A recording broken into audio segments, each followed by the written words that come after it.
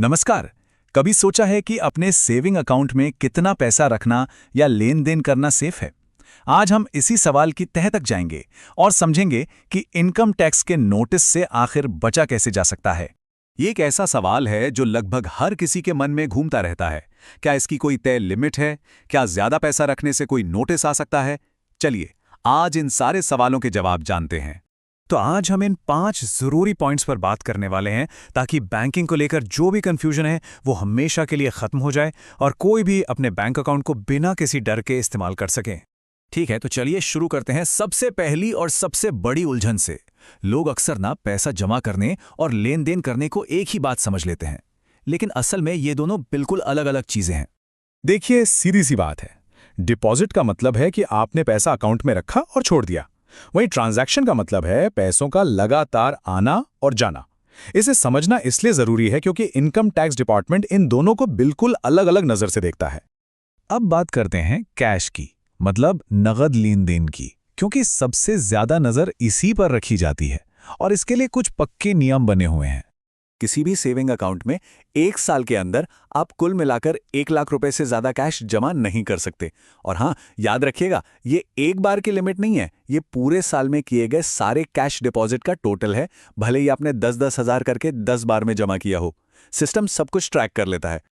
और एक बहुत जरूरी बात, अगर आप एक बार में 50,000 रुपए से ज्यादा कैश जमा कर रहे हैं तो डिपॉजिट स्लिप पर अपना पैन नंबर लिखना कंपलसरी है। इससे कोई फर्क नहीं पड़ता कि आपका पैन अकाउंट से पहले से लिंक्ड है या नहीं। ये एक जरूरी नियम है। आपको एक असली किस्सा बताता हूं। एक महिला ने अपने सेविंग अकाउंट में एक साथ 8 लाख रुपए कैश जमा कर दिए। उन्हें लगा सब ठीक है, लेकिन सिर्फ 3 महीने के अंदर उनके घर इनकम टैक्स का नोटिस पहुंच गया। देखिए, बैंक आपका पैसा लेने से कभी मना नहीं करेगा, लेकिन वो इसकी जानकारी आगे जरूर देगा। तो यहां पर सबसे मजेदार बात यह है, इनकम टैक्स का नोटिस अक्सर सीधे टैक्स मांगने के लिए नहीं आता। उनका पहला सवाल होता है, भाई साहब, ये जो पैसा है ये आपके पास आया कहां से? इसका सोर्स क्या है? क्या ये आपकी लीगल कमाई है? और जो बात इसे और भी डरावना बनाती है वो ये है कि नोटिस तुरंत आ जाए ये जरूरी नहीं। कई बार डिपार्टमेंट आपको 5 साल या यहां तक कि 10 साल बाद भी नोटिस भेज सकता है कि भाई आपने 2025 में जो मोटी रकम जमा की थी, जरा उसका सोर्स तो बताइए। और तब किसे याद रहता है? चलो, कैश की बात तो हो गई, पर इस डिजिटल जमाने में ऑनलाइन ट्रांजैक्शन का क्या सीन है? क्या यूपीआई नेट बैंकिंग से कितना भी पैसा भेज सकते हैं? आइए इसे भी समझते हैं। अच्छी बात यह है कि ऑनलाइन लेन देन के लिए 1 लाख जैसी कोई फिक्स्ड लिमिट नहीं है, आप ज्यादा ट्रांजैक्शन कर सकते हैं। लेकिन अगर आप बहुत बड़ी रकम का लेन देन कर रहे हैं, मान लीजिए 20-30 लाख का, तो नियम वही पुराना लागू होता है। सारा खेल हमेशा सोर्स का है। अगर डिपार्टमेंट ने पूछ लिया तो आपको सोर्स बताना ही पड़ेगा।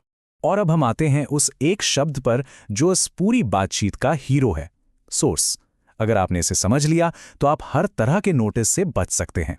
सोर्स का सीधा सा मतलब है कि आपके पास जो पैसा है उसका पक्का सबूत क्या है।